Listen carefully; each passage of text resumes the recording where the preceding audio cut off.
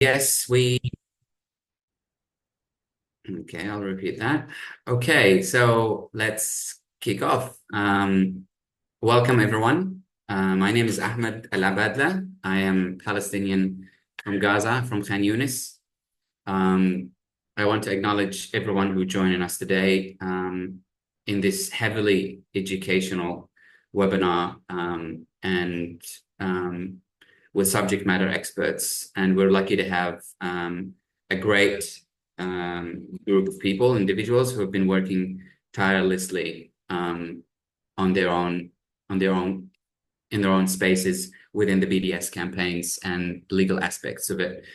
Before I start, I would like to acknowledge that we are meeting today or dialing in today from Aboriginal lands around Australia on a stolen land, coming from different countries on this continent.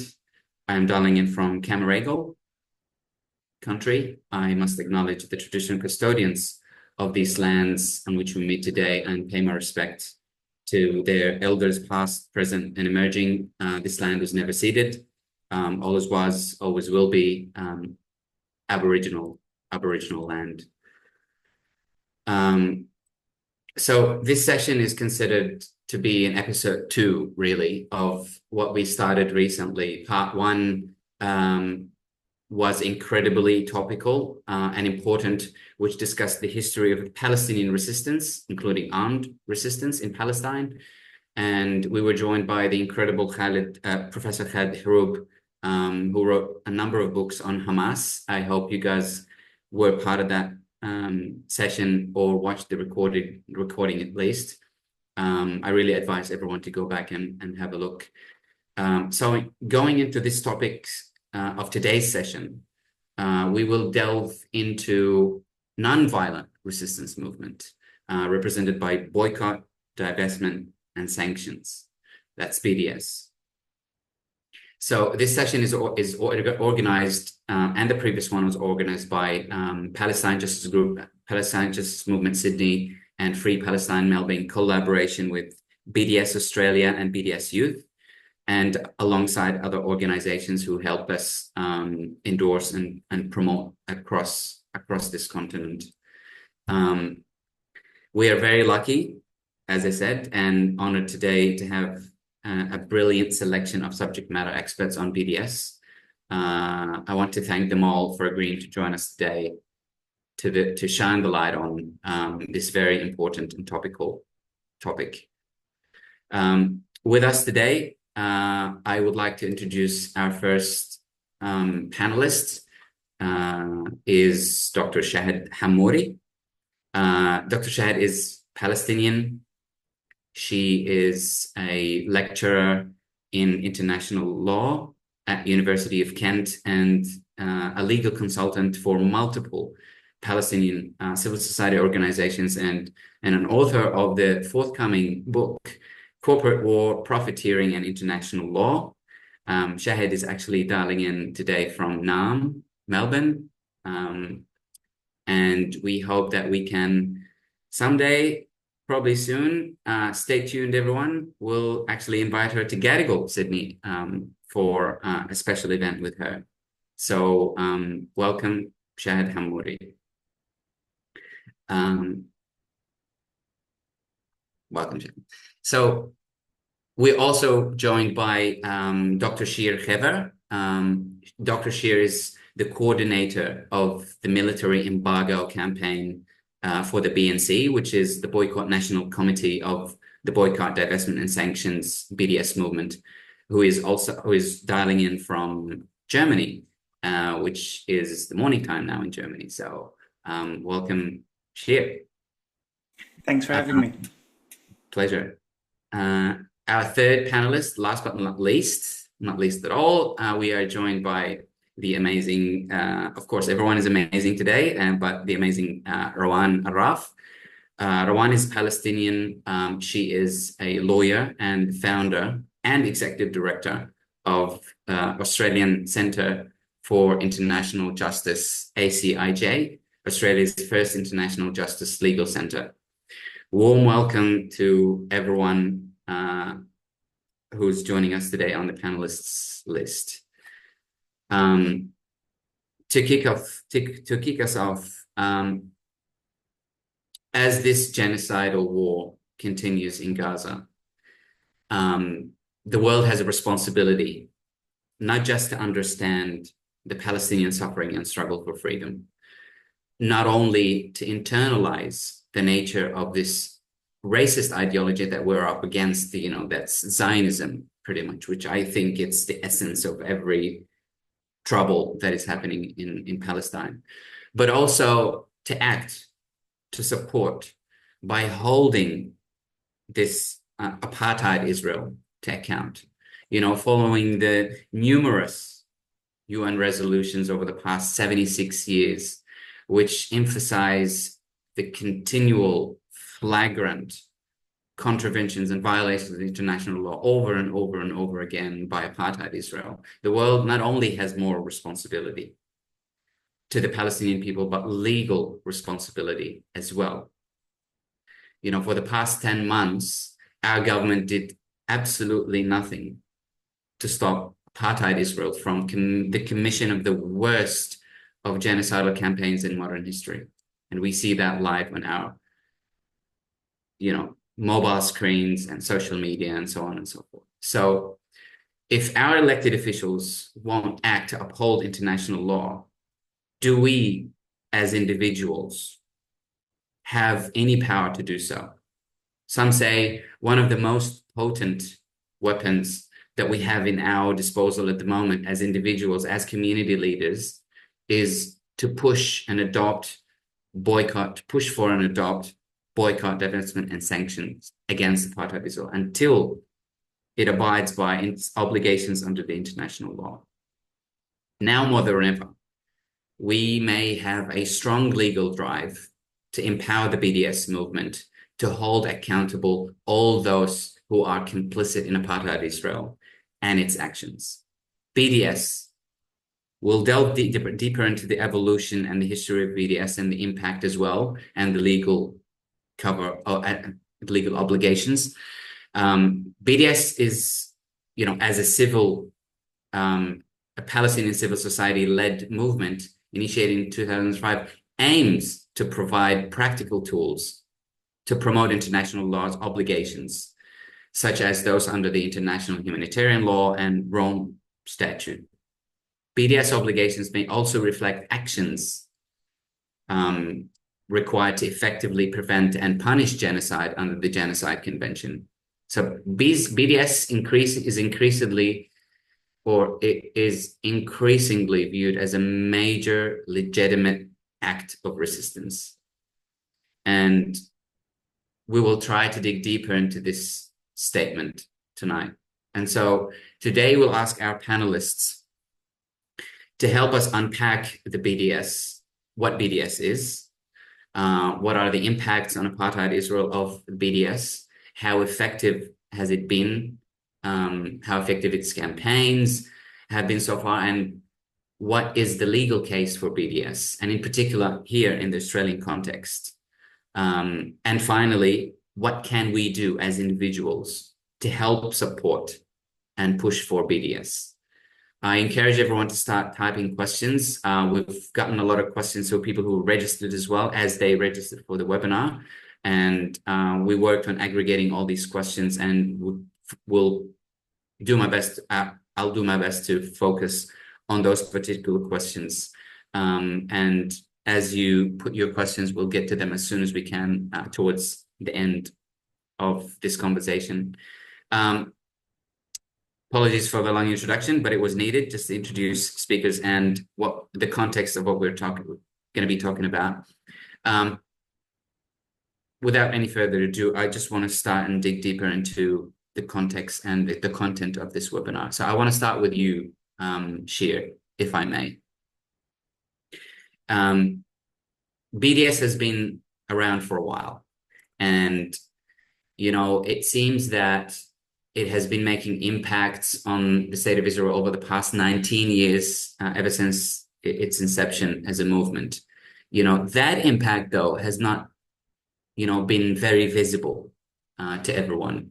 Maybe it's because of the mainstream media not covering it and so on and so forth. I mean, it's been reported that Apartheid Israel is investing millions and millions of dollars each year to combat BDS worldwide. You know, the Israeli Ministry of Strategic Affairs was assigned the task of combating BDS in 2017, I think.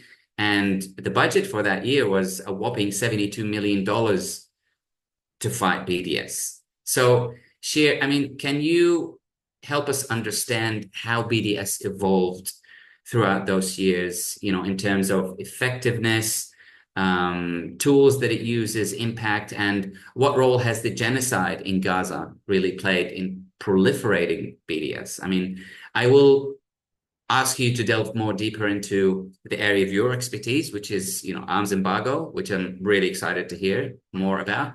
I'll do that in a moment, but I'd like you to just set the scene for us, like to lay out for us about how did we get to this point and where did we start from as far as BDS is concerned.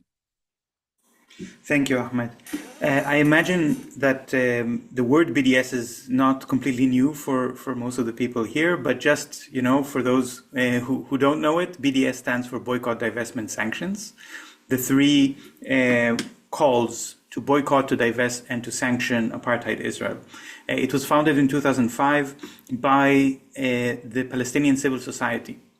And Palestinian civil society organizations have issued the call for BDS and also set up a mechanism by which the Palestinian civil society can continue to promote this call and also to offer guidelines. And I encourage all of you to go to the website of the BDS movement, bdsmovement.net, where you can read those guidelines and you can see what exactly is expected of us to do as acts of solidarity and support for the Palestinian people. The BDS movement has three clear demands, which also address the three major crimes committed against the Palestinian people by Israel. So the three crimes are the crime of occupation, the crime of apartheid, and the crime of colonialism. And I think these topics are very relevant for an audience in Australia, because Australia is also a settler colonial society, as you mentioned, Ahmed, and speaking from stolen land. And the way that the BDS movement seeks to address these crimes and to achieve equality and freedom and justice for the Palestinian people is by these tools of exerting pressure. And it's very important that the idea of exerting pressure is not a goal in itself. So it's not that the boycott is the goal. The boycott is in order to achieve justice. The divestment is in order to achieve justice. The sanctions are in order to achieve justice. And therefore, the demands of BDS are also the demands, when will we stop to BDS? And the three demands are the right of return of the Palestinian refugees, the end of the occupation, and equal rights to all the citizens of the land. So these three demands are everything comes in threes with BDS: boycott, divestment, sanctions, three demands and three crimes. You mentioned before the issue of nonviolence, and I think that deserves maybe a very short comment, just to be clear that the point of the BDS movement is not to tell the Palestinians how they should fight for their freedom and equality, and it's not a movement that is founded in order to impose one way of resistance on Palestinians. It is a call for the rest of the world. It's a call for you who are listening to this webinar to take action and what you can do. And of course, then in that context, the relevant action that you can take is economic action and political action, protests, grassroots movements. These are, of course, by very definition, actions that are legal, that are non-violent, but we cannot forget that the violence is here with us all the time.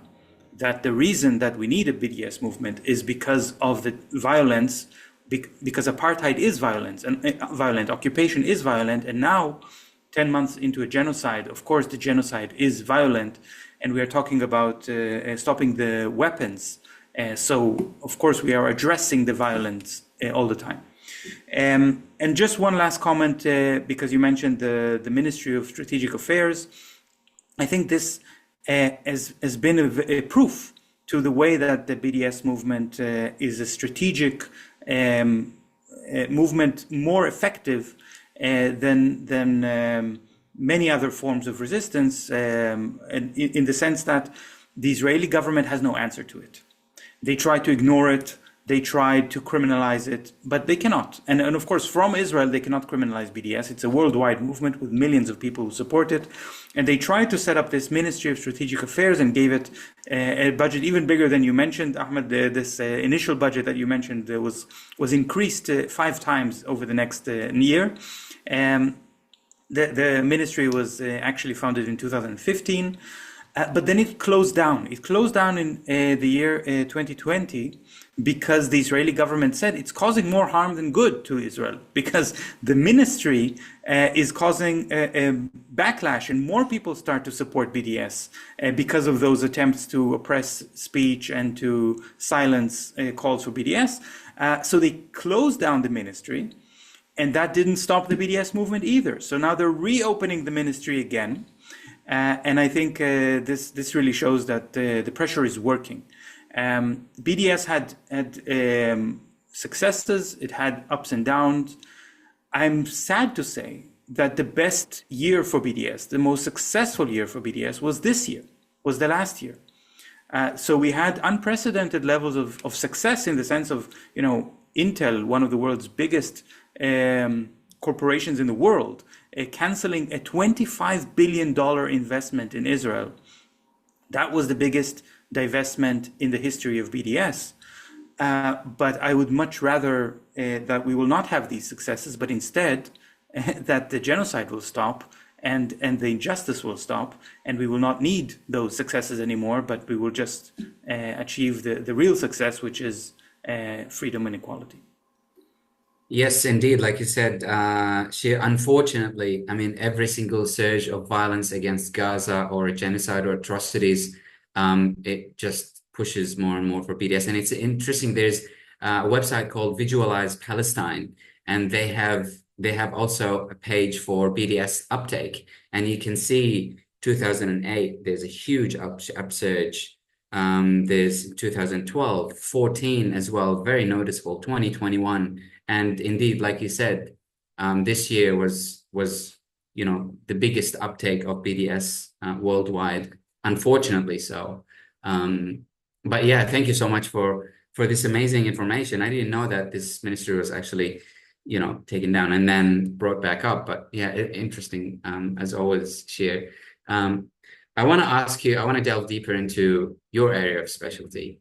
In recent special press release, for example, made by the United Nations Human Rights Office of High Commissioner on the 20th of June, 2024. You're probably familiar with that. UN experts stated that states and companies must end arms transfers to Israel immediately or risk responsibility for human rights violations.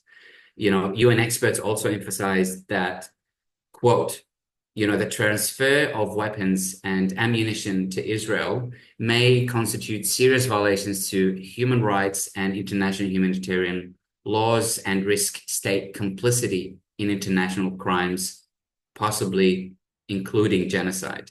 There's another quote: financial institutions investing in these arms companies are all called to account. Failure to prevent or mitigate their business relationships with these arms manufacturers transferring arms to Israel could move from being directly linked to human rights abuses to contributing to them, with repercussions for complicity and potential atrocity crimes. There's a last quote I just want to make from the UN advisors. Quote, the imperative of an arms embargo on Israel and for investors to take decisive action is more urgent than ever, particularly in light of states' obligations and companies' responsibilities under the Geneva Conventions, Genocide Convention, and the International Human Rights Treaties. So these are all significant quotes from the largest body internationally, the United Nations, and their institutions. So my question to you, Shir, is what is the BNC doing on this front to enforce recommendations made by the United Nations Human Rights Office of the High Commissioner? I mean, what are the main targets to the arms embargo campaign, and how impactful has it been so far? I mean, you mentioned the other day that it's important that people understand the structure of the supply chain, which makes the genocide possible. I'm curious to know what you meant by that, and how is that linked to the arms embargo campaign? I thought this is more of a question for Shahd, actually, to talk about the legal framework, right? And maybe then we can move on to talk about the supply chain and the BNC campaigning and on the second part. Should we do it? That sounds like a good arrangement. I would like to introduce that question to Shahd then. Thank you for that, both of you, and thank you, Shir. So to start with, in general, the duty to, like, building on what Shir said, the duty to boycott is premised on two things. On an individual level, we each have privilege and capacity towards the global economy as it works. And what is happening to the Palestinian people is not just a result directly of what Israel is doing, but rather a result of the world system as a whole, exactly as the problem with the people in the Congo and Sudan.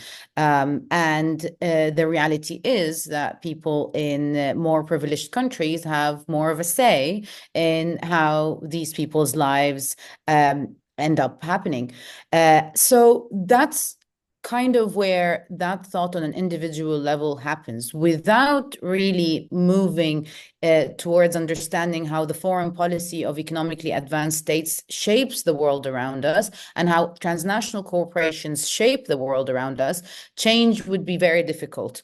So the call to boycott starts at that very basic understanding of individual responsibility, but then builds hand in hand with international law, in the sense that the context of which we are talking about, as kindly noted, is that of an apartheid state, but also a state that is committing grave illegalities that go against the basis of the international legal system.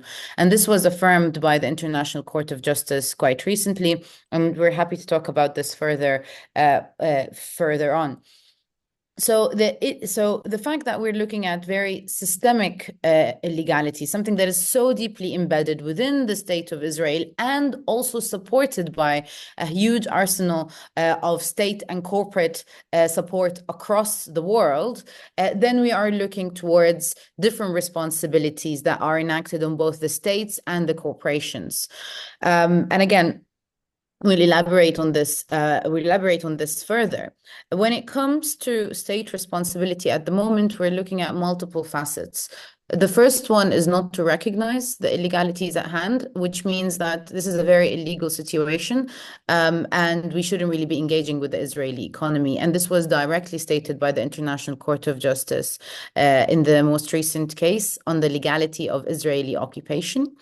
And then the duty to cooperate towards ending this illegal occupation. So under international law, no foot of an Israeli soldier has any business on the land, on Palestinian territories, which is the West Bank and Gaza.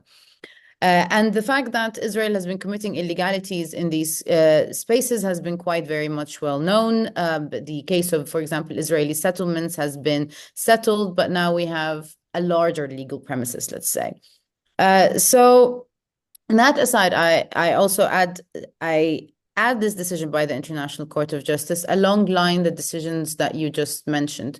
We've reached a point where the duty for an arms embargo is crystal clear. It's stated by the International Court of Justice, as well as UN experts, as well as the Human Rights Council resolution calling for an arms embargo.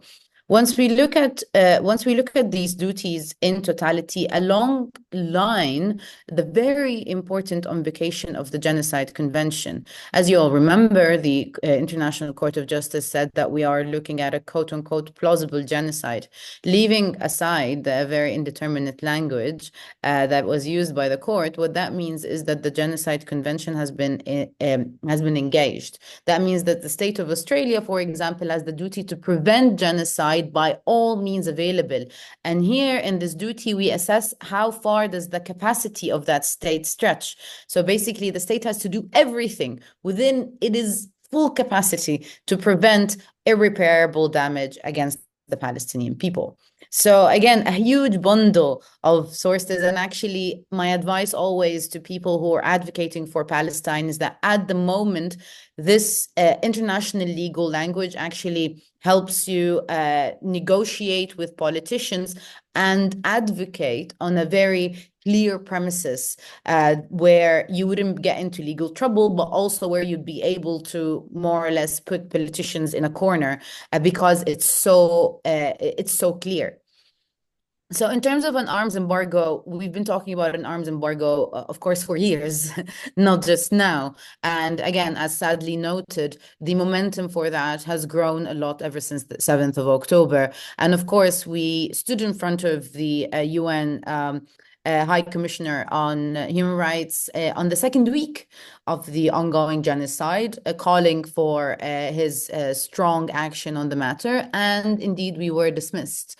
It took months for people to react the way they ought to react because whether we like it or not, international law as well is very much, let's say, a liberal invention and very much entrenched in European tendencies. So it was very difficult to negotiate and use that language in front of us. It was months of trying to convince politicians and diplomats with reality on the ground. And it's a heart-wrenching experience.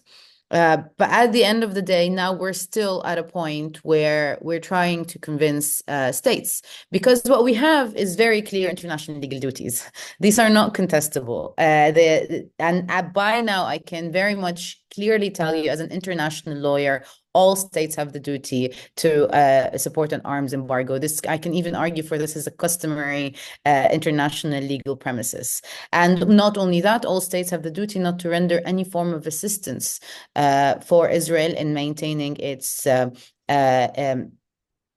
illegal occupation, which also stretches to energy embargo, not buying weapons from Israel, not facilitating the transit of weapons from Israel, and generally not engaging in any economic activity that could bolster the Israeli economy. These are very clear international obligations. What is happening now is that states such as Australia and the US and Germany and the Netherlands are directly complicit in the crime being committed by Israel through facilitating that. And meanwhile, what they're doing, and I'm happy to elaborate on this further, is evading these responsibilities. So what has changed is now we are using the language of international law that has actually been open to contestation, because for years, whenever we try to say these things, Israeli lawyers would come back at us, or American lawyers would come back at us and say, but no, this is not an occupation, but no, we have the right to do, for example, the right to defend Israel on the premises of security. And the International Court of Justice clearly said that Israel's security is not more important than Palestine's security. So that logic doesn't really make sense. So now we are in a new terrain where the law is on our side, even this colonial law in origin.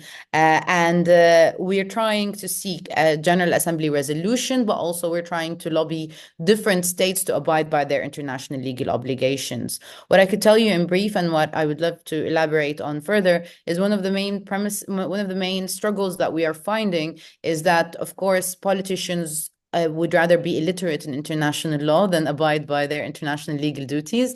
They create a space of exception outside of the Palestinian cause, but also the NATO and the force of the US is becoming a big bully and scarecrow that is not allowing us to engage with the international legal order. And as always, it's as if Palestine has greeted the international legal community with a dilemma because it is asking it not to serve imperialism, and it's providing everyone with a high set of different ways to evade it.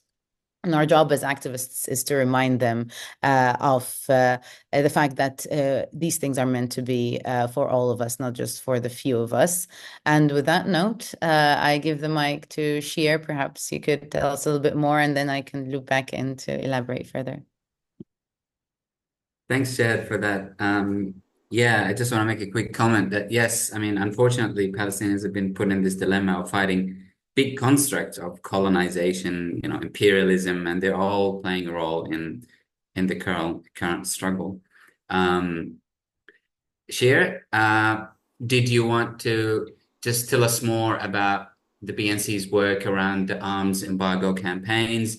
How impactful is this, and what more can we look forward to? Thank you. Yeah. Thank you, Shahd, very much for giving all the legal framework, because even though I can say something about the legal framework of the military embargo campaign, everything I know about it I learned from you, Shahd. So it's better to hear it from you. But what I can talk about is the military embargo as a campaign, as a grassroots campaign, because among the many campaigns in the BNC, the Boycott National Committee of the BDS movement, where we're trying to, we have consumer boycotts, we have divestment campaigns, we have academic boycott, cultural boycott, sports boycott, and the military embargo campaign was not considered the most important one. It was important, but not the most important, mainly not because of that weapons are not important. Of course, we need to stop the weapons, but because over the 19 years in which the BDS movement exists, many people have raised the problem that as consumers, we usually don't have the ability to impose a military embargo. We cannot boycott the arms companies ourselves. I think that Australia doesn't have the firearms possession laws comparable to the United States, where people can buy their own guns without limitation. But nevertheless, it's even in the United States, it's not an effective way to boycott by saying I will not buy any guns. We need to have a more effective campaign. This, of course, changed very much with the genocide, because the military embargo campaign became such an important element of the BDS movement, something that none of us could really anticipate, and something that engages people and mobilizes people to act. So the background that makes the military embargo suddenly so effective has a lot to do with the supply chain. Because one thing that I don't think is very well known is just how deeply collapsing the Israeli economy is, and the Israeli military as well. So even though Israel is committing an ongoing genocide against a civilian population of Gaza, and this is the whole idea of the very definition of genocide, the killing of civilians who cannot defend themselves. But the tools for committing this genocide are the Israeli military, which is experiencing problems with production, with raw materials, with getting enough ammunition. They a lot of countries have already imposed a kind of quiet military embargo, in which they just don't authorize export permits to Israel without making a statement. And also, there are countries, there are companies that are very eager to sell weapons to Israel despite the human rights violation, despite the illegality, just because of their greed and their desire to make money. But they are limited in their ability to produce certain types of ammunition, most notably the 155 millimeter shells, which has been by far the most destructive weapon that Israel has been using against Gaza in the last 10 months. In order to make those 155 millimeter shells, you need certain tools, you need certain components, you need a robot that is only produced by a Japanese company called Fanuc. And these robots exist in every arms factory in Australia, something for you to know. So even these companies that want to sell to Israel, but are also selling to Ukraine, they are not able to fulfill all the orders. And we've seen how the Israeli military is starting to use outdated ammunition, inaccurate ammunition, explosives that have expired, a lot of bombs that they drop and the bombs fail to explode, which of course creates very dangerous hazards on the ground as well. So it's not that this is such a boon for Palestinians in Gaza that Israel is using those outdated and primitive weapons, but it is an indication that there is a weak point that we can target. This is an indication that by targeting those supply chains, the weapon chain can stop. One of the key elements of this weapon chain that we've been able to identify are the explosives coming from India. So some companies in India which are willing to continue to provide explosives to Israel's genocidal arms companies are doing so by sending this on normal cargo ships that also carry cargo for other destinations and just go through the route. They cannot go directly through the Red Sea, so they go around all of Africa because of the Houthi blockade on the Red Sea, and then they have to go through the Mediterranean. And on the Mediterranean, every single port in the Mediterranean has groups that are protesting those ships, calling for a military embargo, and calling on their governments to deny port of call to these ships. And this is a very effective thing, because every ship that carries weapons to Israel, if we're able to catch them, and we have informants that give us the information, so sometimes we know this ship is carrying weapons to Israel, and we start an alert, and all the ports start a protest. And then think about it from the point of view of the ship itself, or the company that owns the ship. They have to give up all of their contracts in the Mediterranean in order to maintain one contract to provide weapons to Israel. And every company and every ship that is willing to deliver weapons illegally to Israel and enable the genocide becomes blacklisted. You know, they will have trouble to do business in the rest of from now on. So this is something very important in how we can target the supply chain. This also means that more than ever in history, there's action that we can take. So sure, as Shahd said, the law is on our side. International forums, the UN are saying very clearly the weapons have to stop. But we don't just sit and wait for these international bodies, institutions to do it for us. We can do things on our own, and we have been. And you can see this on the level of student encampments in universities around the world, which have achieved tremendous successes in divesting from arms companies and boycotting academic cooperation with Israeli companies that are developing weapons for the Israeli military, and ending various joint research programs with Israeli military companies. We see it with the work of unions which refuse to transit the weapons coming from the factories, unions that are protesting, and as we speak, there are protests now in Greece, in the ports, to protest that the Greek government refused to issue a ban on ships docking carrying weapons to Israel. So the unions are taking a very clear stance all over the world. And we see it in places of worship, in churches, synagogues, and mosques, of course, which are also taking action. Specifically, churches are worthy of an extra point here because churches, especially in the United States, also have large endowments, lots of money that they can divest. So that's something that mosques and synagogues usually cannot do, but churches can. So we see also some movement there, and this is also part of the military embargo campaign and something effective that we can do. So my call to you who are listening to this and asking what can we do to stop weapons from these gigantic arms companies, we can first of all look for answers within our own social circles. Ask yourself, what are you? Are you a student? Are you a member of a union? Are you a member of a church? Who are the people that you're working with to have an effective campaign to protest the arms transfers, to exert effective economic and political pressure?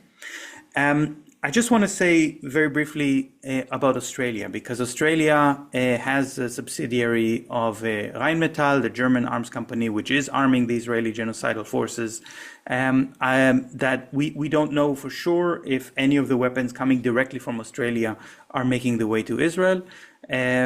But we have strong indications that Rheinmetall in Australia is filling the stores in Germany of the German military, making it possible for Germany to sell their own inventories to Israel.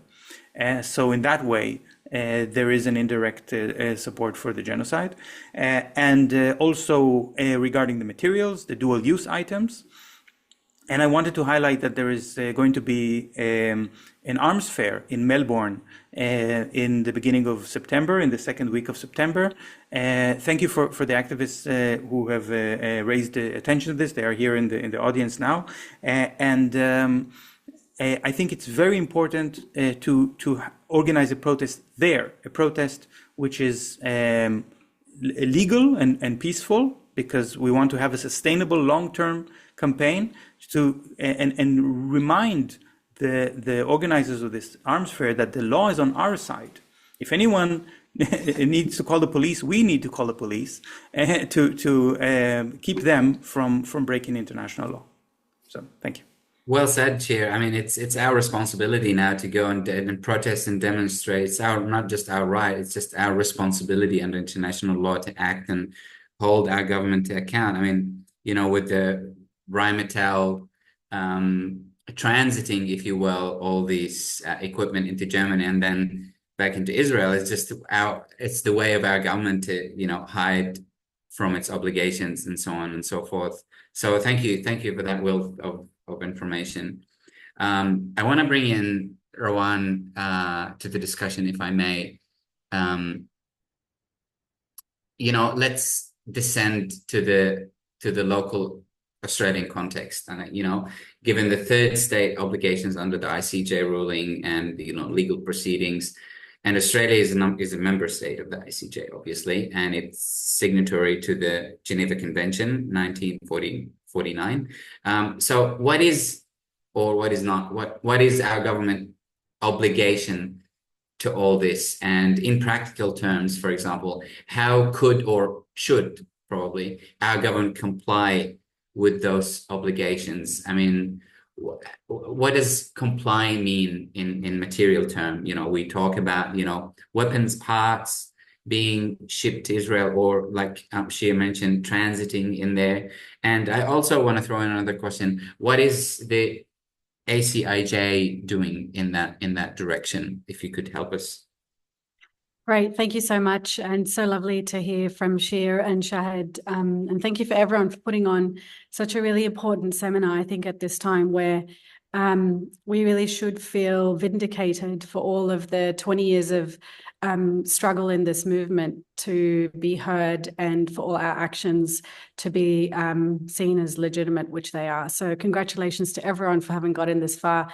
And I also notice a number of very keen activists as attendees. So I want to give a shout out to them for all of their hard work. And I learn from them all the time because of their very keen research on the ground.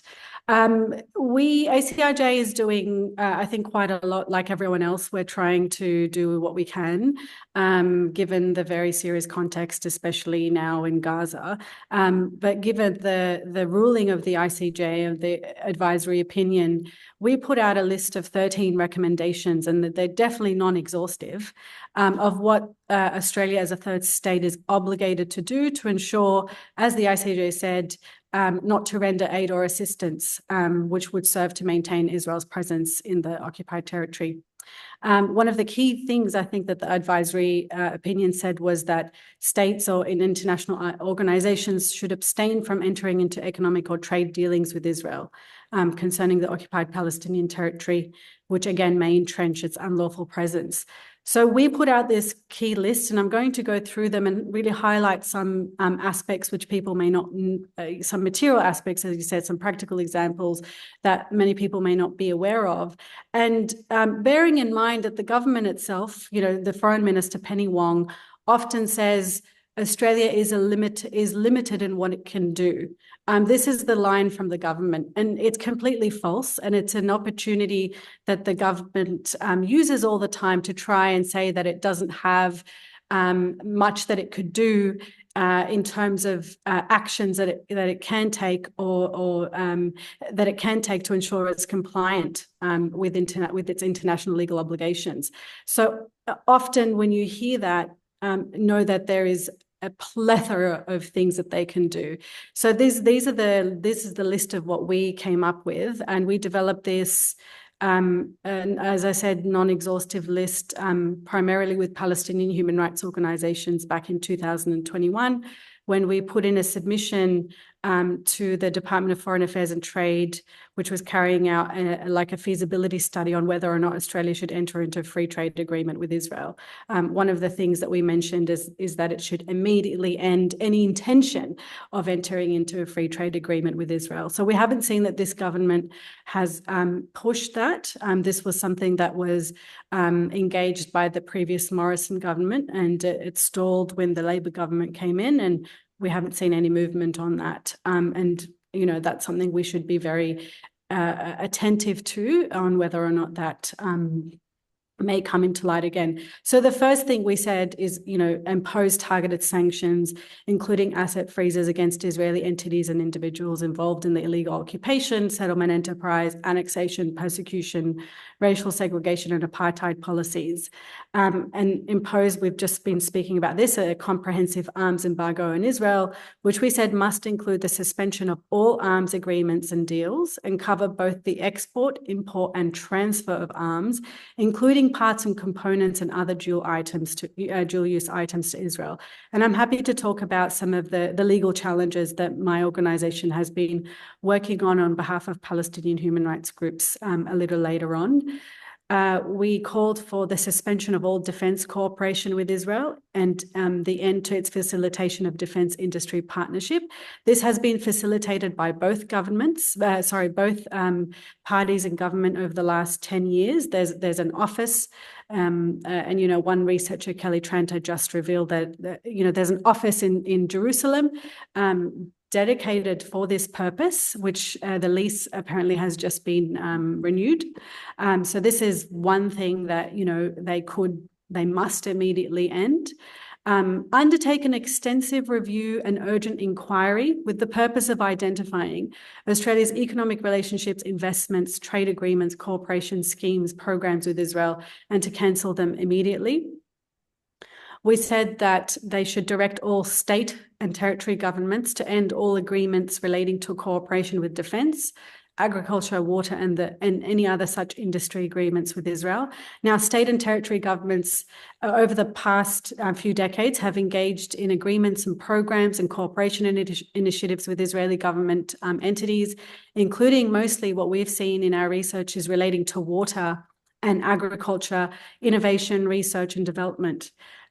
So, for example, New South Wales and South Australia have signed agreements with Israeli authorities on water technology and innovation.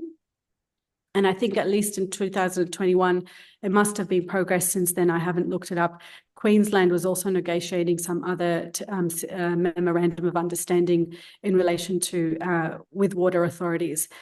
We called on the Australian government to cancel all agreements consistent with its foreign policy commitment.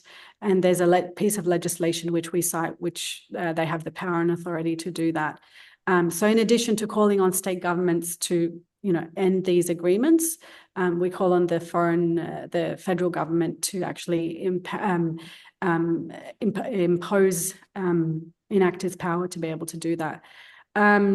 Enact legislation banning settlement goods and services from entering Australia's marketplace. Now, places like Ireland have been far advanced in this debate. In Australia, it's not been as advanced, unfortunately. We don't have any data to determine the exact value of exports from Israel's colonial settlements to Australia. For example, the European Union, the estimate from settlement products and goods and services is $300 million per year. We all know, just from our anecdotal evidence and seeing it in our marketplace, the evidence here suggests that fresh produce, Dead Sea products, and wine are among some of the products that are widely available in Australia emanating from the illegal settlement enterprise. And in most cases, some of those products are misleadingly and deceptively labeled as product of Israel. But we go further than, the European, states and governments who simply just want to label settlement products. We think that itself is an abrogation of state responsibility. The products themselves should not just be labeled; they should be banned from entering Australia's marketplace. Because they're transferring the responsibility to the public rather than Exactly. It's transferring the responsibility onto the consumer, which is not fair. And I think even evidence from Canada and Europe has seen that the labeling itself has been unsuccessful. So you're absolutely right there. So a comprehensive ban on settlement goods and services is really the minimum requirement that states should be undertaking. Ireland has been very slow in relation to implementing that legislation, unfortunately. So that's something that we can definitely push for here in Australia. Enact legislation preventing Australian businesses from operating, trading, or investing in settlements or contributing to their maintenance and/or expansion. We called for an inquiry at the time in 2021. We called for an inquiry, at least at the parliamentary level, perhaps, into whether or not Australian-based companies are involved in settlement-related activity, so that we can have a real understanding of how much the scope is. We also said that this inquiry could include other situations of occupation and annexation, such as Western Sahara and West Papua, for example. We called for the Australian government to direct the halt of unlawful flow of investment from Australian charities that benefit the illegal settlement enterprise and Israel's military. And my organisation is doing a lot of investigating at the moment in relation to entities that are involved in that illegal activity. Provide clear advice to Australia's Sovereign Wealth Fund, that's the Future Fund, Australian businesses, universities, pension funds, again, registered charities and financial institutions, to ensure that they're not engaging in commercial and non-commercial activities with Israel.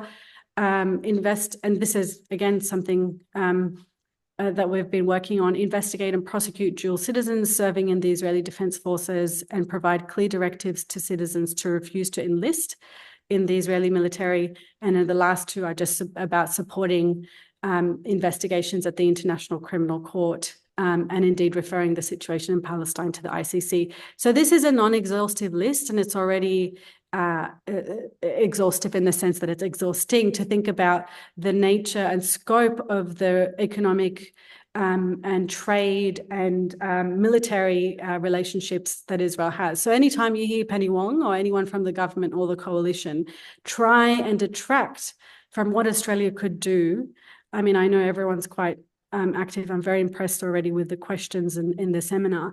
Know that this is completely false. So we need to be really providing this advice, these recommendations and these demands to the government at every opportunity that we can, in our own way.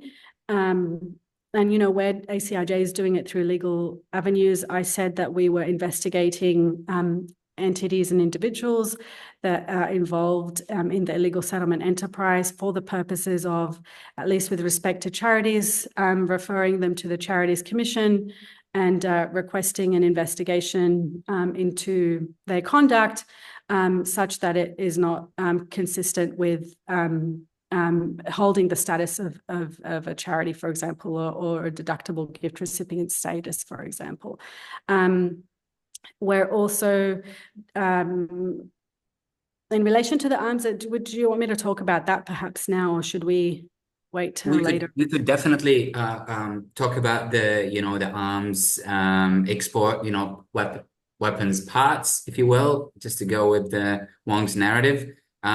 It's just one thing I wanted to note, that there's a huge role of different charities here in Australia in supporting Israel. One charity that comes to mind is United Israel Appeal, and it's linked to so many companies, big corporates, organizations who are aiding in, you know, Aliyah service, you know, with the settlement, you know, also with the IDF. They're pretty involved with the IDF, so it's really important to recognize those charities if we want to do if we want to work around the, you know, the Australian context. But the arms or weapons parts export to Israel has been making lots of the news here in Australia, especially, you know, Senator David Shoebridge has been working tirelessly on exposing, just disclosing that relation. So I would really love for you to just shed the light on that for us, Rawan. So in early November last year, we put in a preliminary discovery application in the federal court on behalf of Al-Haq, Al-Mizan, and the Palestinian Center for Human Rights. Two of those organizations are actually based in Gaza, and Al-Haq obviously has staff in Gaza as well. But this litigation really was born out of many different opportunities in different jurisdictions around the world. In the Netherlands and Denmark, there's ongoing litigation in Canada. I've forgotten some, in the UK, of course, and I think another European country. Shahd and Shir might be aware of the others that I've missed out on. But it's to again disrupt that supply chain. In Australia, our problem is we have a huge transparency issue where we don't even know what is being exported. So our attempt in November was to try and just uncover what are the permits. So our question was, give us access to all the permits issued since the 7th of October.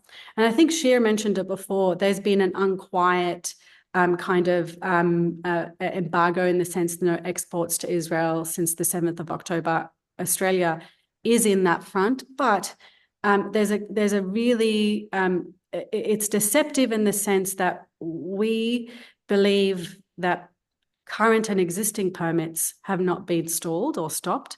And again, we don't have that information. And the next challenge that we're building, again, with our clients is on this specific issue. And there's a lot of there's an opportunity, there's a lot of the government, let me say for this, the government itself is attempting to circumvent its obligations by, first of all, saying that Australia does not send lethal or non-lethal lethal weapons. And there is no there is nothing in the Arms Trade Treaty or indeed the Defence Export Controls Act in Australia, that legislation that regulates the export of arms and military equipment from Australia to other countries. There's no such thing as this lethal. They've come up with this definition just to try and confuse the public and really derogate on their obligations as well.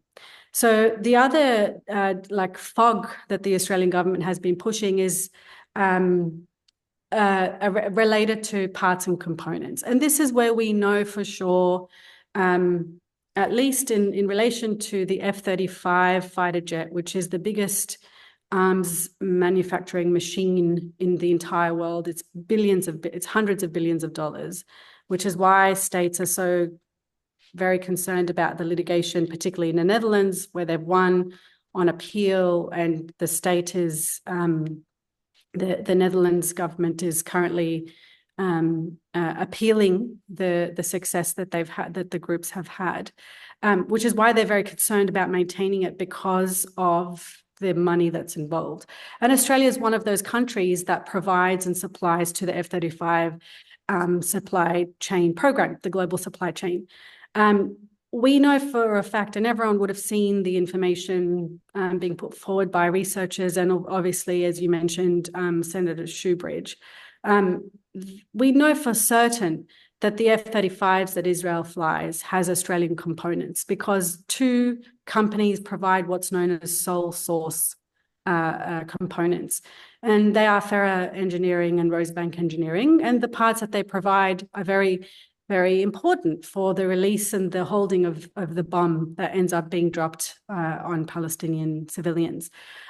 So the other legal issue that we're going to have to confront is this issue of transfer, where parts and components are not necessarily being sent directly to Israel, but they're being sent to stores, factories in the US or in the Netherlands itself, where, at least with the F-35s, Israel has to access its components for the F-35 from that specific factory or warehouse.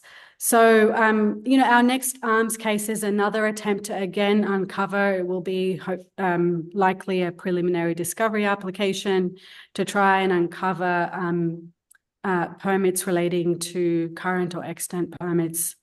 We've, already had some correspondence in relation to that. So I can't say much more other than, we have been working quietly in the background. I know it's been a few months since several months while the genocide has been ongoing since the last attempt, but we're trying to really make sure that we get it right this time.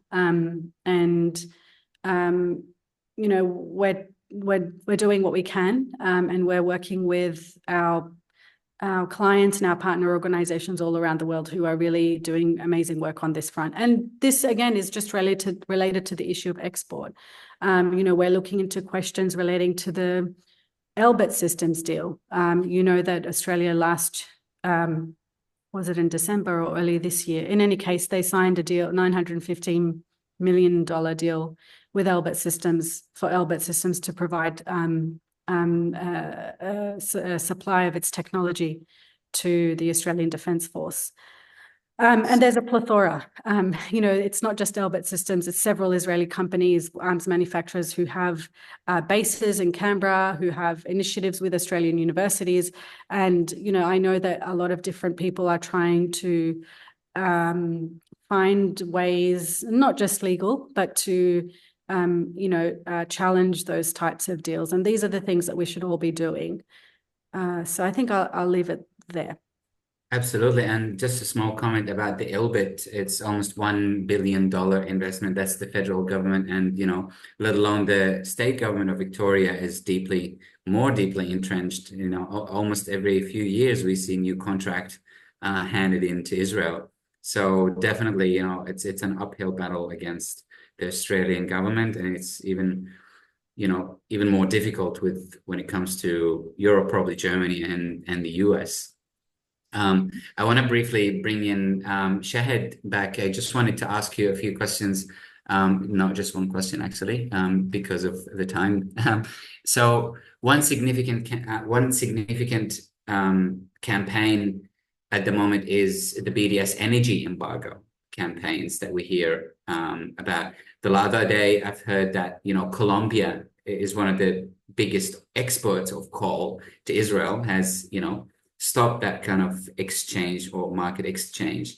And I also heard Shir saying that, the electricity grid infrastructure and energy infrastructure in Israel is also suffering, and that stoppage of exporting coal from Colombia has, compounded this difficulty on Israel.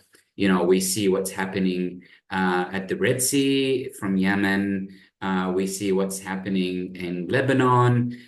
So could you explain, this campaign and how important it is and how impactful actually has it been so far? And more importantly, how does it fit within this third-party legal obligations or responsibilities as well? I mean, it's a continuation of arms embargo, I would say.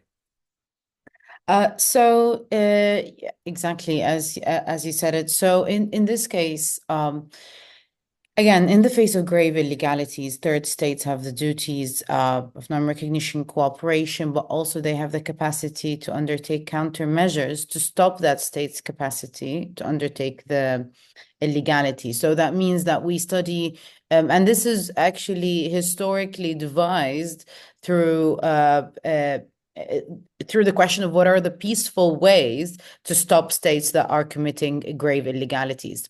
So, and here we are building on very long historical precedents that in relation to, for example, Portugal's colonization in multiple countries, South Africa, Namibia, even in the case of the Congo, there is a lot of historical precedents where the whole world mobilized towards stopping the value chain that feeds into the proliferation of the war economy. So coming from that premise and inspired by that precedent, the Palestinian civil society has called for an energy embargo against Israel. The primary aim at the moment and focus is around jet fuel, which is the fuel used in warplanes that are being used to drop bombs on Gaza. So the idea there is that we can argue that jet fuel is a component of weapons, since jet fuel is designed specifically for the use in warplanes. And of course, further, without jet fuel, the warplanes would not be capable of flying. So that was indeed quite an obvious target. When we looked at the sources of that, there is a great report by SOMO. If anyone is interested, that's SOMO, who that traced the supply chain of the jet fuel along with multiple other organizations that conducted this research. And we found that a lot of it is coming from the US. So the idea then was, how do we stop this jet fuel from making it all the way to Israel? And as Shir kindly noted, we are now looking quite vigorously into international transit routes. So under the Arms Trade Treaty, states have the duty not to facilitate the transit of illicit weapons and components, if we argue that jet fuel is a component. Of course, that's a very narrow understanding of international law. As we said, the International Court of Justice said that the illegality in its whole systematicity is wrong, and states have to do everything within their power to end this situation. Of course, not facilitating the transit of weapons is a very logical step to undertake. And again, historically, this has been a duty that was imposed on states in very similar situations. So what we are hoping is that the different states would not facilitate the transit, and we've been actually successful, for example, in Spain and very briefly in Italy, if I recall correctly. And now we are trying to work around Greece with the Santorini ship. And if anyone is interested in knowing how to support that effort, there is the Palestine Energy Embargo Campaign. They have online accounts on Twitter and on Instagram. And they're doing their best to kind of give people a toolkit of how you can support these actions. So that would be quite a direct way to get involved, even outside of the remits of just Australia. We're always looking for support. Meanwhile, that is just focused on jet fuel. Meanwhile, the campaign stretches far. What we've been trying to do is advocacy with numerous state members. Of course, the best reactions we've had have been by Latin American states. Which means in international legal terms that Latin American states are abiding by their international legal duties. We've seen that from Colombia, that after advocacy by Palestinian civil society members, it has responded by saying that they will cut the coal supply. We're now having similar discussions with relation to Mexico and South Africa, which are the other two suppliers that we are worried about. Sadly, what we find on and on again is that especially third world states and states of the global south are afraid of retaliation from economically advanced states, specifically NATO states, through either direct or indirect sanctions or stopping the aid. So that it goes along the line of, for example, if you do anything that harms Israel, then the US would stop US aid or would impose any form of direct or indirect sanctions on you. And of course, we also find even NATO states themselves a bit afraid of the bullying power of the US. And we saw that happen with the case of the Netherlands. And a tiny detour with reference to Rawan's discussion of the case in the Netherlands, after the court found that it actually is not legal to transfer these weapons, upon appeal, the court then said, oh, we don't practice influence over these because that's US administered NATO. But again, from a legal perspective, we can again say that the NATO agreement itself says that the NATO agreement cannot override international law. International law comes before NATO agreements and comes before security concerns. And we find that politicians on and on again forget that idea and press on a very securitized understanding of the world that forgets what we're talking about. So back to energy embargo. So now we're focused on coal and jet fuel, but also more generally of the transit of any form of energy, including oil, to Israel. The logic behind that goes along the line of, at the moment, such a kind of huge contributions to Israel facilitate its war economy. And the historical precedent with relation to situations of colonization like that of Palestine is that the colonizer will not stop. Rather, that the colonizer will become much more bloody unless the global value chain stops. That's how France left Algeria, and that's how the apartheid war South Africa on paper stopped. Not that we could say a lot to its actual reality. And so again, I highly advise looking for that campaign in general, and also for following up, as Shir has said.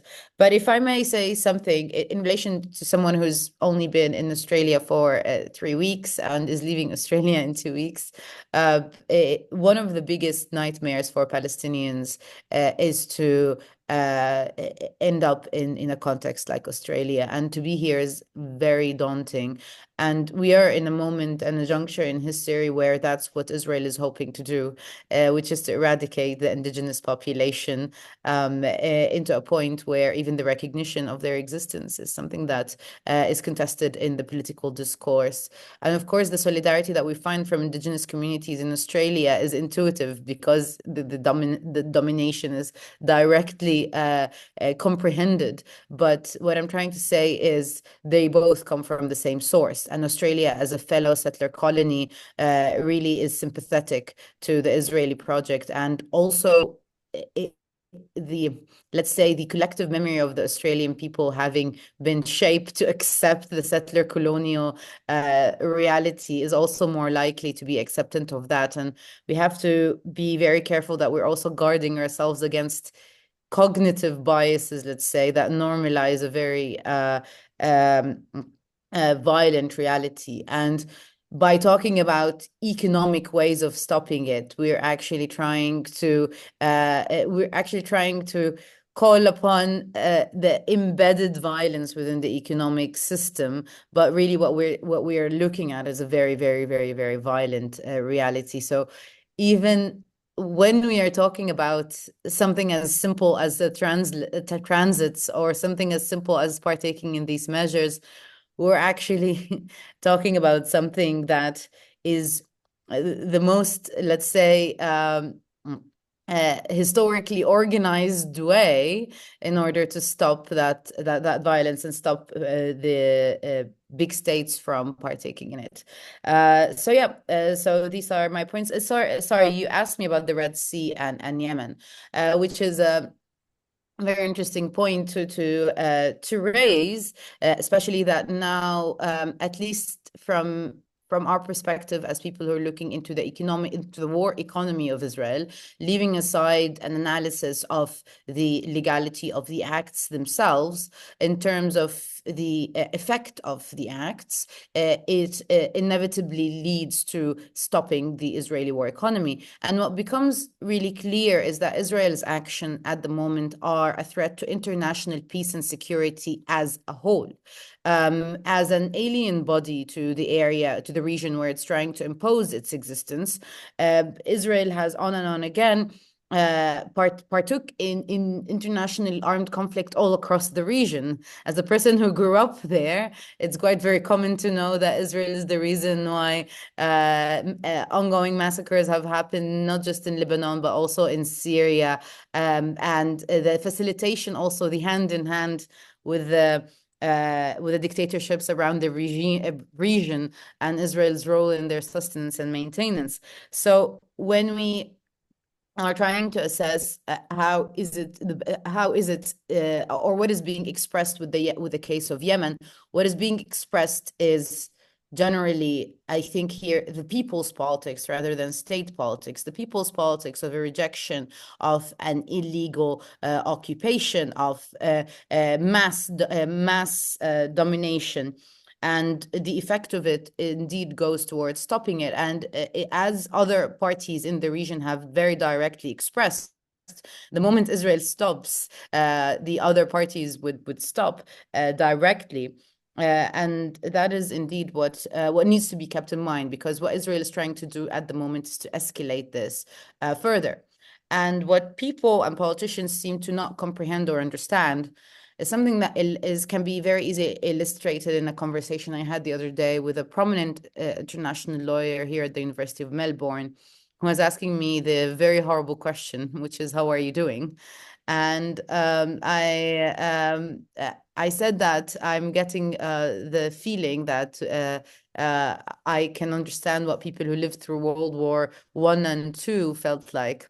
And the scholar who actually was born in the Second World War tells me that, no, dear, this is much worse on proportional levels. And I don't think that people still understand that and understand the level of gravity that we are talking about, nor do states comprehend that, what we are discussing, and the levels of entrenched domination that facilitate that.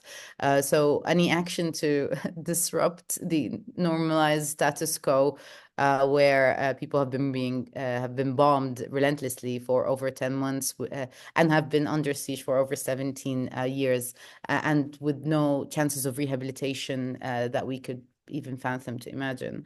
Any action at the moment to help shed light on that reality is of importance. Sorry if I drifted far into too many lanes of thinking. Not at all. Everything is connected. Absolutely. I mean, like you said, it's interesting. We see the escalation now in the Middle East expanding and expanding.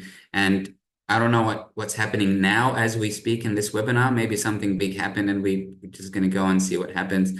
Iran is expected to respond. And like you said, it's the way to stop everything is just as simple as stop the genocide, and no one seems to comprehend that, or no one seems to remember that anymore. Yemen's involvement, Lebanon's involvement, Iran's involvement. So it's interesting. It's been very exciting conversation. I can't get enough of any of you, to be honest.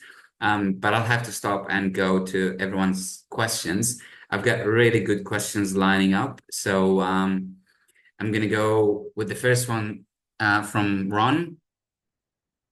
It says, I'm just going to read the question. It is the reporting season for companies ASX soon. There will be a series of company AGMs, sorry, including for the 4 major banks. What questions need to be asked at AGM stakeholder meetings? Last year, Ron asked at several AGMs if the company would support the call for ceasefire now, which was condemned in the financial papers. Does anyone want to have a take on that question? Just to be clear, sorry, I might have skipped it. What is the industry of the corporation? So these are Australian publicly listed companies, and I think Ron's basically mentioned the banks, but it's all the publicly listed companies on the Australian Stock Exchange. At the ASX, yes. May I briefly? Please, one thing that we still haven't mentioned is the Business and Human Rights Framework, and I highly advise you take a look. There was a publication that I did along with Mark Taylor that tried to kind of explain the business and human rights aspect of that. And that's a legal framework that talks about the responsibility of corporations. So it provides a very good way of asking the corporation in a way where it has to respond more or less. And the argument there goes that corporations have the duty not to contribute to or benefit from an ongoing illegality, and corporations have a duty of due diligence. And to look into whether or not their activities will feed into human rights violations. So a smart way to ask that question would be in relation to the context of Israel. Has this due diligence been done? And what has been the results of this? Can this be shared? And since it is, I'm presuming here the people would be shareholders, so they could ask from the investors' perspective, stretching it a little bit, would be if the corporation is not undertaking such due diligence, then it would risk complicity in genocide, as well as further legal liabilities that would incur financial responsibility on the corporation. So what legal effort has been done by the corporation to protect the investors against this? Again, this is a very twisted way of saying it, but we've used these sets of questions before with other corporations, especially with financial corporations. It is very clear that financial corporations have the duty, the duty not to contribute or facilitate, and also they have the duty of transparency towards at least their shareholders, especially if they're publicly held, of their shareholders, of where the money is going, and as stakeholders with interest in knowing that.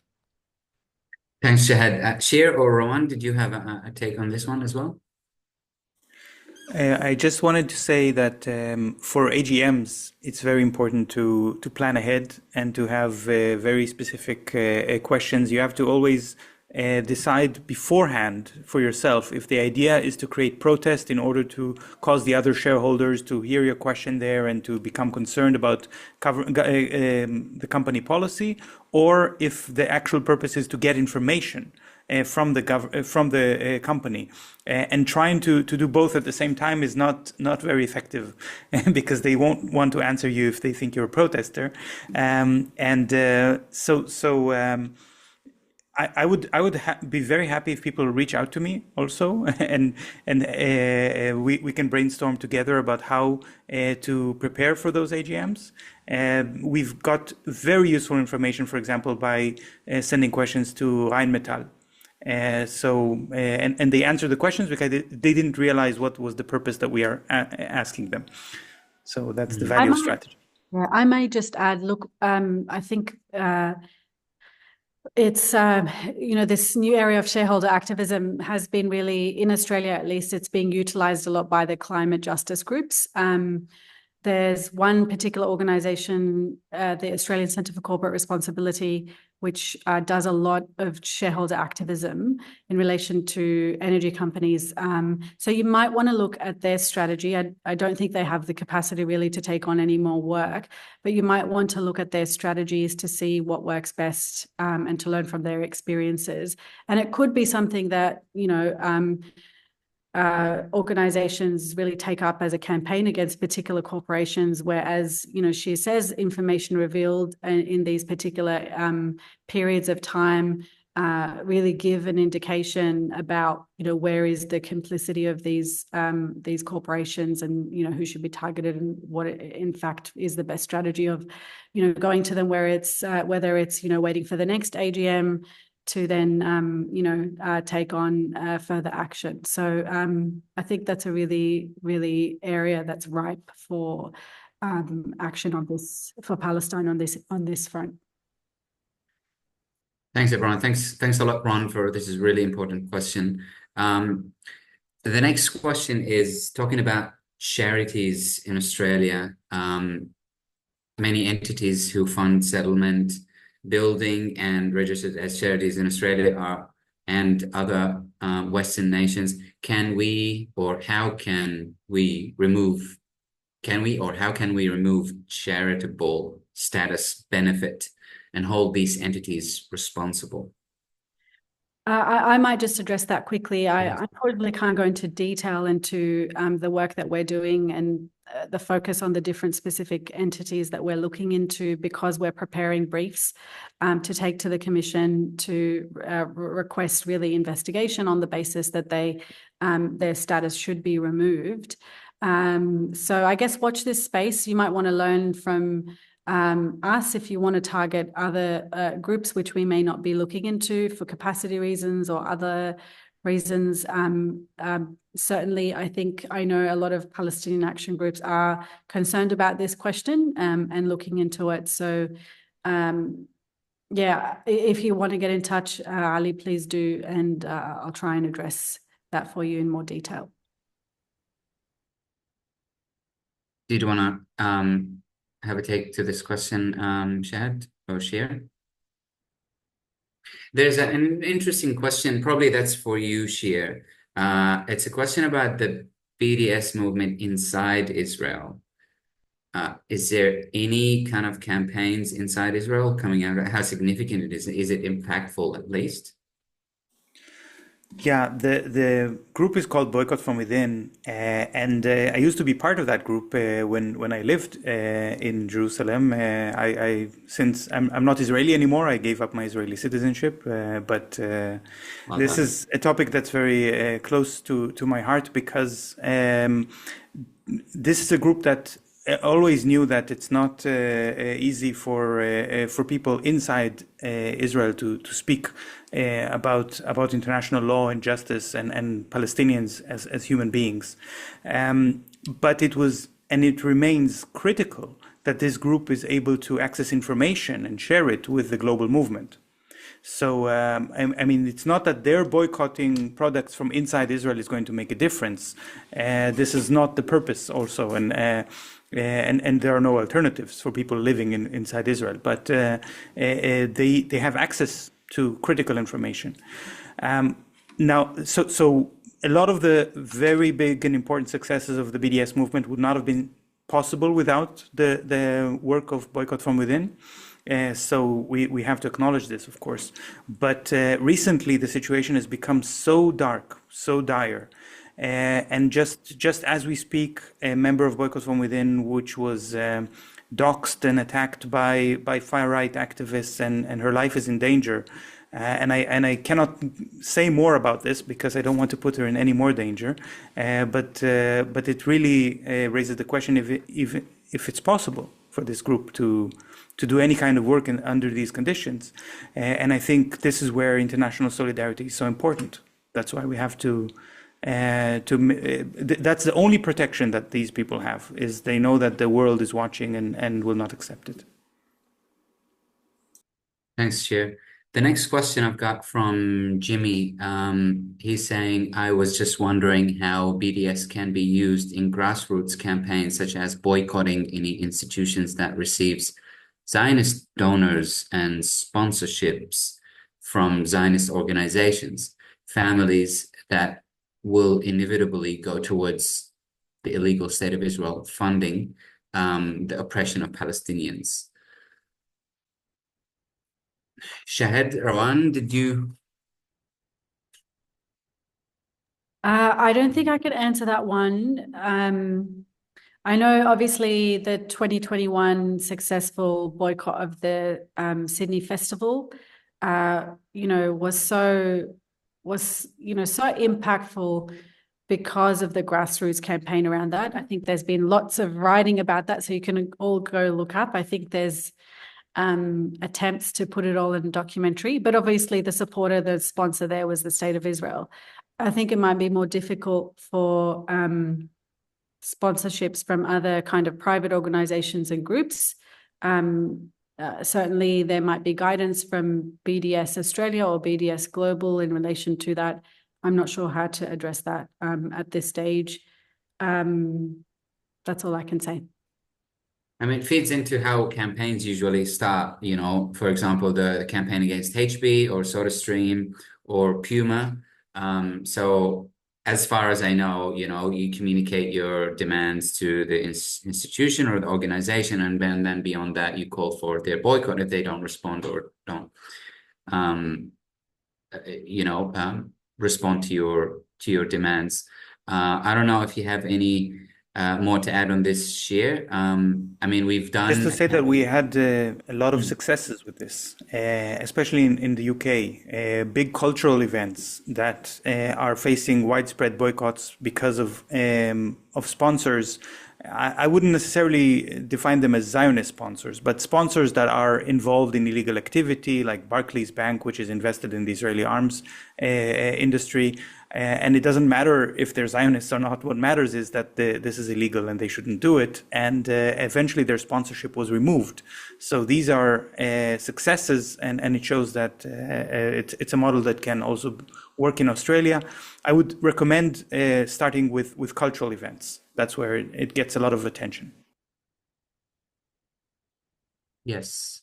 I mean, we did a few campaigns here, one against SIM shipping, for example, which is an Israeli SIM shipping. We organized around demonstrations and rallies. There was severe repercussions for the people who were demonstrating, unfortunately, within New South Wales laws and whatnot. But yes, I mean, those cultural festivals, for example, and sponsorship of them are really important targets if they are, complicit or implicated in Israeli violations. Another question I've got is from Palestinian Youth Autora, that could the panelists discuss the legalities of corporate law in supply chain responsibilities? Can you explain some of the differences between national, domestic, and international law, and channels for legal action, such as stakeholder voting, civil damages, critical culpability of executives, etc. Should and are we looking at these legal avenues? That's for you, Shahd or Rawan. Yeah, I can take that one. Are we looking at those legal avenues? Yes. Are these legal avenues easy? No. Sadly enough, corporate governance law is made in ways that make responsibility quite a difficult question. What I would advise is more focus on what we call national contact points with OECD. Those have been a bit successful in the past. All states that are part of the OECD, I presume that there is an OECD national contact point in Australia. There, what you could do is you could submit a complaint on the premises of the OECD code on multinational corporations, claiming that Corporation A is not abiding by its human rights obligations. The content or the outcome of that would not be binding for the corporation, but it would have high reputational costs for it. We've tried a similar case with lawyers for Palestinian human rights against GCB, for example, in the UK, and it was quite successful in some level, of course, but GCB sadly was a privately owned corporation, so we had a problem in proving causalities. And then there's different venues for corporate accountability that we could go for. Sadly, most states, economically advanced states, it depends on where you're looking really, but going down the criminal route is difficult, but going down the civil route has been tried in the US in the sense of if a specific corporation has caused harm across the supply chain, most recently in John Doe v. Apple, for example. But again, the problem is that states would courts would respond with things like, at least in the US, with things along the line of saying that the causality is too far, or or a political question doctrine if the state has decided that it wants trade with Israel. But there's a big but. There's a big change in the possibilities for, this is what we call cause lawyering. And here you would require a corporate law specialist in Australia to know the loopholes. But what I could tell you in my capacity as an international lawyer is that at least the international legal premises has changed in the sense that now we can argue that any economic activity within Israel by a corporation could be deemed to be a form of contributing to a grave illegality under international law. So the argument exists and it's much stronger. The question there would be is what are the avenues within national law, either civil or criminal, that could be taken forward. We've also tried, of course, to look at the direct criminal responsibility of executives, not in national courts, but international courts, in the International Criminal Court. There, I would refer you to a case that was done by ACIJ in the context of Yemen. And there was a legal, we submitted a submission in relation to the accountability of the corporate executives. Here, we're ironically building on the major legal precedent in the world about this, which is the Nuremberg trials, which were done against Nazi Germany. And there we call them the industrialist trials, where the direct responsibility of corporate actors who partook in the Nazi regime was questioned. The trials were shut down shortly after they started in relation to the industrialists, because the US found out that it doesn't want to create precedent that could be used against it in the future. But it's still there. Ironically, one of the biggest corporations in the supply chain, which would be the Krub. I forgot the second part of the name of the corporation, if you know it, Shir Krub. ThyssenKrupp. ThyssenKrupp, sorry. Krupp. So that one, its historical ancestor was actually had used people in encampments as slaves during the Holocaust. So it continues down the same supply chain. So it's quite ironic to see the same corporation doing the same thing now. But yeah, that's the historical precedent we have, and we're hoping to build on it. But again, there are avenues, and if you review the article I wrote, that is the Business and Human Rights Institute with Mark Taylor, there you will find reference to a letter that in the we have an annex to that explains all the different routes we can imagine for holding either the corporations or their executives accountable. And my guess is that we will be seeing much more creative lawyering around that, taking advantage of the recent decisions and the escalation. So if you have any venues or thoughts about that, at least what you're getting out of me is encouragement. And even if those don't end up being successful, again, the reputational cost for the corporation by itself, and also stretching the legal reasoning in the courts about this is a very important move forward. Absolutely. Thanks, Shahd. I have a question, says Column, about using the courts to target companies in Australia, and that's probably for you, Rawan. Is it possible for private citizens to take legal cases against companies for being complicit or profiting from war crimes overseas, or would the state need to take that case? It depends in which legal avenue you're attempting. If you're thinking about individual criminal responsibility with respect to executives, you'd need to make a referral to the Australian Federal Police, which would need to investigate such a complaint, and they would need to work with the prosecution authorities. This is under the principle of universal jurisdiction, of course. They'd need to work with the prosecution authorities to try and bring a prosecution, which would then ultimately require the need for the Attorney General to give consent to such a prosecution. So my organisation, this is really the main aim of our work in relation to universal jurisdiction. We've got a couple of cases underway that are not relevant to Palestine at the moment, but we are building our Palestine caseload as well with respect to Australian citizens in the IDF. We haven't looked at corporations in respect of as an entity or as executives for individual criminal responsibility yet.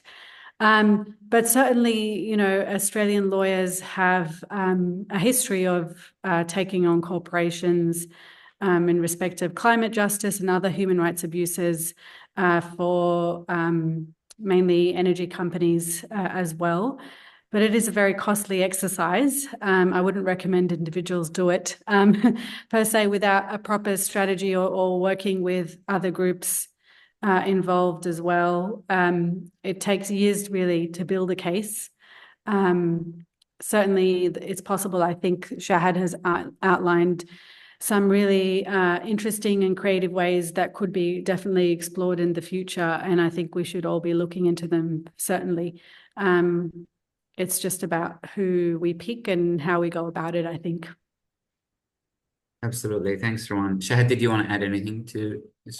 Just very quickly, also, in general, it's very good that any information that you have like one other mechanism that we've been trying to do, and I highly advise individuals to also partake in it, which is to feed into UN mechanisms.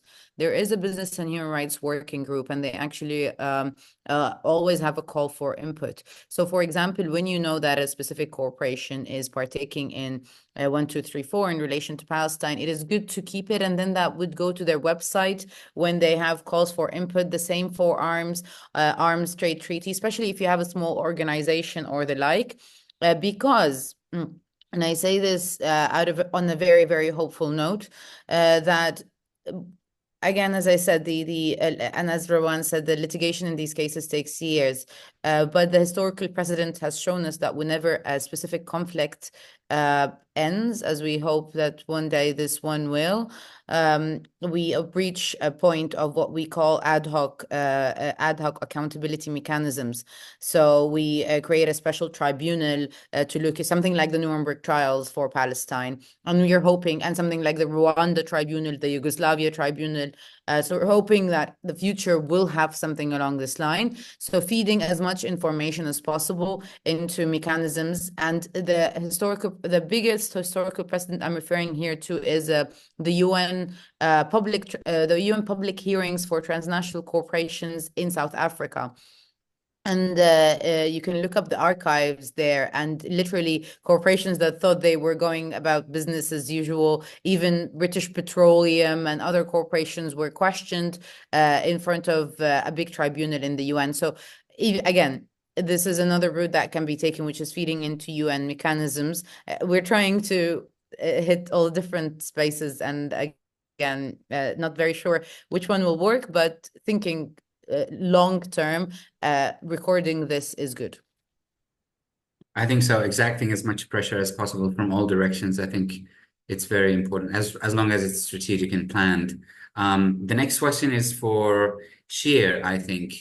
Can you comment on, and you probably need an hour to unpack this, but probably try to compress it. I mean, can you comment on what effect BDS is having on the Israeli economy? So I think it's important to separate the factual analysis from of what is happening and what is our purpose, what are we trying to achieve, because the Israeli economy is crashing very much. And this is already, and it has many reasons. And it's not very easy for us to say, oh, this is because of BDS and this is because of the cost of the war and because of the many Israelis who have lost all hope for a future for their state and are leaving. So there are a lot of different elements. Israel has lost its credit rating. The debt has exploded. Hundreds of thousands of Israelis are leaving the country. There's the currency has lost its value. So unemployment is out of control. This is really a crisis that is unprecedented. We cannot say this is all because of BDS. It's also not something we want. The point is not that BDS is a weapon that is intended to destroy the Israeli government. We want to bring to destroy the Israeli economy. We don't want to destroy the Israeli economy. We want to bring political change. We want to ensure that everyone has equal rights. We want the country of Palestine to be prosperous, so that the refugees who return to their homes will have a functioning and prosperous economy to rebuild their lives. So this is an important point to make. It's almost like Israel is self-destructing itself. Israel is absolutely self-destructing. This is something that Israelis are saying all the time. I just want to refer you to a campaign by the BDS movement called Shut Down Israel. It's a kind of play on the idea of a startup nation. So now it's a shutdown nation. And Shutdown Nation has a list of all of these things that I'm saying. So if you're looking for these facts and you look and you want to know what exactly is happening to the Israeli economy, and the point is to send a strong message to international companies, to investors, to know this is not a good place for you to invest and to promote divestment. So this multiplies the pressure. It's interesting. It's really interesting. Israel prefers to self-destruct rather to abide by international law and, to give the Palestinians justice and freedom. It's incredibly interesting. While I have you, Shir, I have another small question for you. So the Australian Greens have a policy of boycott, divestment, and targeted sanctions, and have long called for a military embargo against Israel. Can you talk about other political parties' positions internationally? Internationally, absolutely. I'm not an expert on Australian politics, but yes, but I think that left parties as well as green parties in many parts of the world are already endorsing BDS. Military embargo has become completely mainstream in several countries in Latin America. In a few countries in Europe. Europe is lacking behind, but we see this in Spain already, that the parliament, I'm talking about not some opposition party, I'm talking about the ruling coalition, which passed a law to impose military embargo on Israel. And they have a consistent policy of denying port of call to ships carrying weapons to Israel. So this is mainstream. Yeah, so you know, when you mentioned the Australian Greens, I'm speaking to you from Germany. In Germany, the Green Party just happens to be the worst and the most supportive of Israel, even more than the right-wing parties. But in Canada, the Greens also support BDS. And in the United States, which is maybe not quite well known that there is a Green Party in the United States, because everyone only talks about the two big parties, but there are others. So this is something that maybe starts from the opposition, starts from the left, starts from environmental and progressive parts of parliaments, but is quickly growing into the mainstream in many parts of the world, starting in the global south, but eventually it will also reach the Europe and the global north. Perfect. Thanks, Shir. And yeah, I really just want to thank you all for a great, amazing discussion and conversation. Like I said, I can't get enough of it, and I can't get enough of all your interviews when I go on YouTube and just watch you speak. It's just been fantastic, and I want to thank all the people that ask questions. But I just want to ask one last question, starting with you, Rawan, and I'd like to get everyone's thoughts on this question. You know, people are asking how they can get involved and do more to help and support and advocate for the Palestinians. Like, what would your recommendations be towards that end on the international and, you know, let's talk locally. What would you recommend them to do? Here in Australia, I would recommend joining national groups like APAN. So you can actually become a member of APAN and hear about all the different actions and campaigns that they take on. But I also noticed local groups like the Hunter Roundtable as a participant in this webinar today. So that's just to say, join any local groups and see what it is that their specific actions are. You know, what I find in when I go and speak to these groups is they've done a lot of research around their particular region and where is the potential areas of action and where is the potential areas of complicity by different companies, etc. And whether or not they take direct action or letter writing or speaking to their local members, I think that type of action is really important. So, you know, join your local groups, join regional and the, you know, national groups to see what it is, I guess, the broader agenda that's being set by Palestinian-led organizations, but also what is happening in your local area as well is important. Shahd and Shir might have some other recommendations. Absolutely. Thanks, Rawan. Thanks for the plug for BDS Youth, BDS Australia, Justice Palestine Justice Movement Sydney, Free Palestine Melbourne, all the organizers in the Australian context. They're all doing amazing work in educating the public around BDS and specific campaigns. Shahd, did you have any recommendations? So to start with, always to keep yourself informed and to do so, follow the correct sources.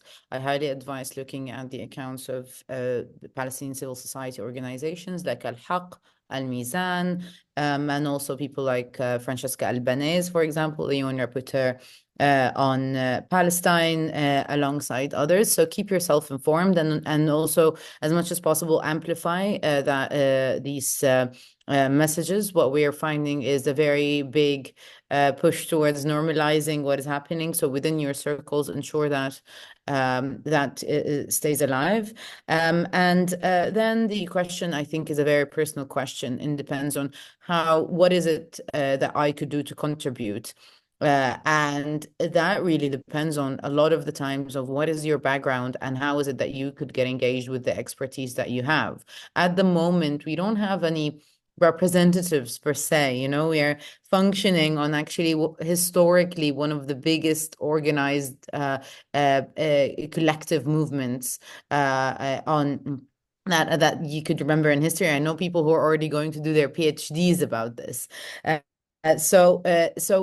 For example, if you have a background in law and would like to volunteer, Law for Palestine are always looking for volunteers. If you have a background in medicine, also there's always Médecins Sans Frontières, and the others are looking for people who could do that. If you are a teacher of any form, also look up Teachers and Gaza. There are multiple initiatives at the moment that are seeking to substantiate for destruction and what is called epistemicide in Gaza.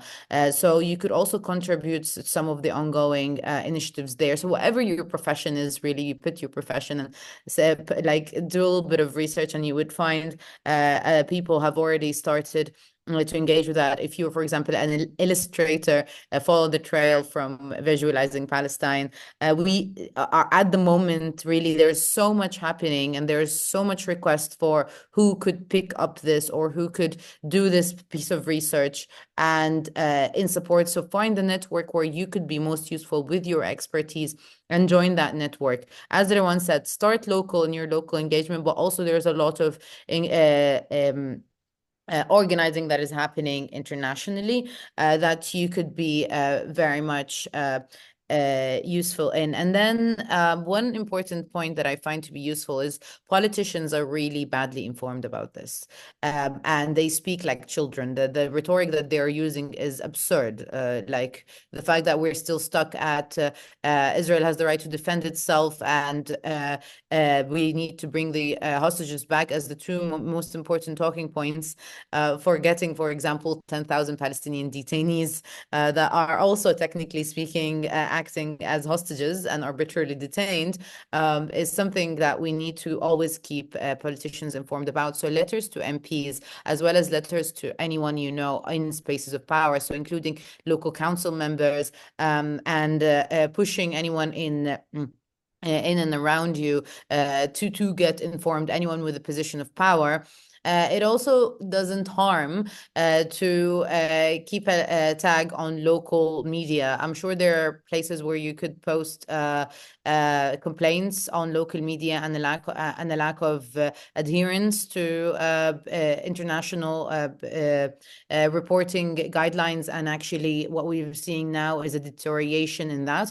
And I noticed that, again, as a person who's been in Australia for 3 weeks, is that Australia is one of the least informed places I have been in so far in terms of how the media is handling this. And there could be a way to actually directly speak to that. In the UK, there are people who are systematically organizing around complaints and around questioning the standards in international media. And of course, there it helps to follow the correct sources. Places like Democracy Now, of course, Al Jazeera are reporting directly from the scene. That's like more or less trustable sources on that end, and different UN bodies, Defense of Children and the others. But yeah, keeping track and ensuring that that stays. These are just the tip, like the things that come to mind. Just on thinking, but yeah, as much as possible, once you go on social media, you'll find a lot of other things and ideas. Absolutely. This is a really important thing. Education is very, very important. Inform yourself, listening to experts like yourself, for example, following on, your interviews on YouTube, and, try to get the best, because if you're not informed, you won't be able to mobilize. And mobilizing by joining existing groups, local groups, working groups is much better than working individual. It's much stronger, much more powerful and impactful. Shir, did you have any recommendations as to what to do more in BDS? Thank you for giving me the last word here, because I can wholeheartedly agree with Rawan and Shahd for these excellent recommendations. Absolutely, and I would just add very briefly that I think that collective action is effective if it's planned in advance, if there is strategy, meaning that you have to anticipate what you're going to do and in response to various kinds of forms of repression that we can expect from the police or from other institutions, and how we anticipate it, how we prepare for it, what kind of action is fit for what kind of purpose that we want to achieve. We can see how former BDS campaigns have been very successful by planning ahead and strategizing how you envision the path to success. And very important as part of this planning is to remember our responsibility to our own activists. We do not engage in self-destruction. We do not just sacrifice ourselves in order to make a statement or to protest, but we have to also ensure the safety of our own activists who are part of our community, part of our family. We want to make sure that our movement continues to be strong and build on strength, and people will join us if they know that we care for them and we don't expect them to face dangers like police brutality without preparation. That means we plan in advance. We have lawyers. We tell people where they can be in order to keep their own safety in a demonstration, and so that people will not be taken by surprise. Absolutely, I couldn't agree more. Thank you so much, Shir, for this really precious advice. And I want to transfer that gratitude to everyone else on this panel, this amazing panel.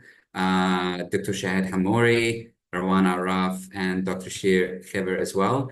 I also want to thank everyone who joined us today. I really hope that you found this this session very intuitive and educational. And stay tuned for our future events. Like I said, I'm giving a little bit of a plug that Shahd is coming to Gadigal soon, so stay tuned for the new invite. But in all seriousness, I really also want to thank for everyone who donated as part of this event. The donations will go to help Gazan families who just arrived in Sydney, refugees families. So if you would like to donate more, reach out to Free Palestine Melbourne or Justice for Palestine Justice Movement Sydney or BDS Australia. They will point you out to certain ways to donate for those families. On that note, again, thank you very much, and I hope to see you around virtually or in person. Have a great night. Thank you so much, Ahmed, for this. Thank you very much. Thank you so much. Good night, everyone. Take care.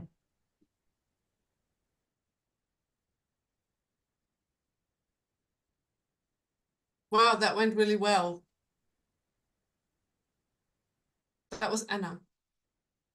Alles schon weg.